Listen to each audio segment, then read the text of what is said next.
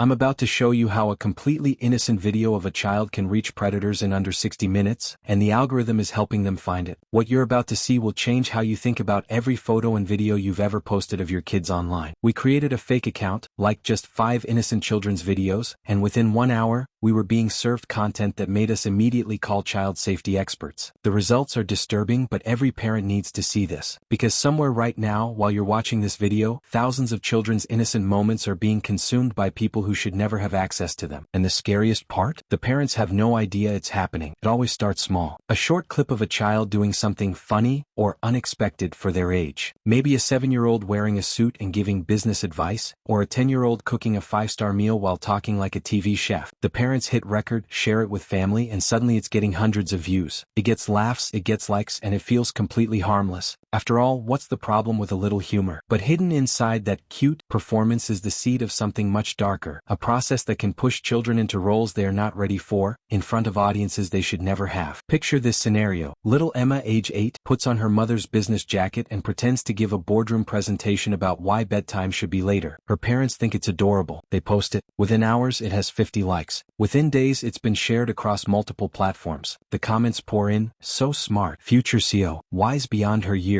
The attention feels good, feels validating, and that's exactly where the danger begins. What begins as play can easily become performance, and the more views these videos get, the more the platform rewards them. Parents or guardians see the numbers climbing. 50 likes becomes 500, 500 becomes 5,000. Comments start multiplying, and slowly, almost imperceptibly, the tone of the content begins to change. The clothes might become trendier, the dances a little more elaborate, the jokes a bit more sophisticated than what an 8-year-old would naturally say. All in the name of growing the audience. And why not? It's working. The algorithm loves it. The engagement is through the roof. But algorithms don't care who is watching or why. Let's be absolutely clear about something. Social media platforms are machines built to maximize attention. They are not designed with child safety as their primary concern. They don't have moral judgment. They don't ask, is this healthy? Or, is this safe for a child? Or, who exactly is watching this content? They simply analyze data points, watch time, engagement, shares, comments. They look at what keeps people scrolling and then push similar content to more people who behave like the ones who engaged before. That means if a video of a child draws attention from a certain group, even if that attention is for entirely wrong reasons, the system will automatically deliver that video to more of the same audience. This is how innocent moments can become fuel for predators, without the parents or the child even realizing what's happening. To understand just how quickly this transformation occurs, let me walk you through a fictional experiment we conducted. We created a completely new social media account, brand new. No posts, no friends, no activity history, no algorithm training whatsoever. Think of it as a blank digital slate. We then searched for and engaged with a handful of innocent videos featuring children. Nothing illegal, nothing explicit, just everyday moments. Kids playing at parks, dancing to popular songs, telling knock-knock jokes, showing off art projects. Normal childhood content that any loving parent might share. And within 1 hour, the feed began to shift. Mixed in with the harmless clips of children at birthday parties and school plays came videos that felt different. Children posing in ways that didn't seem natural for their age. Kids wearing outfits that clearly weren't chosen for comfort or play, but seemed designed to mimic adult influencers. Young voices speaking in tones and using phrases that echoed mature content creators, discussing topics far beyond their developmental understanding. The transformation from innocent family moments to something that felt manufactured and inappropriate happened faster than we could have imagined. But here's where it gets worse. The comments on these videos revealed an entirely different layer of the problem. Among the genuine responses from family and friends, we began to notice patterns, repeated symbols, strings of heart emojis, certain words that appeared again and again but didn't make sense in context, timestamps that seemed random but appeared too frequently to be coincidental. These weren't random comments from casual viewers. These were coded signals, a language used by predators to communicate with one another right there in public view. And here's the most unsettling part. This wasn't happening in some dark corner of the internet. This wasn't hidden behind password-protected sites or encrypted messages. This was right there on the main feed, recommended by the platform itself as content you might like. The algorithm had learned in minutes that we engaged with videos featuring children, and it responded by delivering more and more of exactly that. It didn't and couldn't evaluate our intent. It couldn't distinguish between a grandparent wanting to see their grandchild's dance recital and someone with dangerous motives. It just delivered what the data suggested we wanted to see. Now Now, think about this from the child's perspective. From their viewpoint, they're getting attention, validation, even a sense of importance they've never experienced before. They see the view count climbing, the comments flowing in, the likes accumulating. They may even be encouraged by adults around them to keep it up, because it's bringing in followers, brand partnerships, or even small amounts of money. The positive reinforcement feels real because, in many ways, it is real. But behind some of those likes and follows are people who are not there to support a child's creativity or development. They're there to consume. And the more content they get access to, the more they want. Dr. Sarah Mitchell, a child psychologist specializing in digital media impact, explains it this way: children's brains are not equipped to process the kind of global, anonymous attention that social media provides. When a child receives positive feedback for certain behaviors or appearances online, their developing mind interprets this as validation of their worth. They don't have the cognitive ability to understand that some of that attention may be coming from people with harmful intentions. They just know that when they do certain things, people respond positively, and that feels good.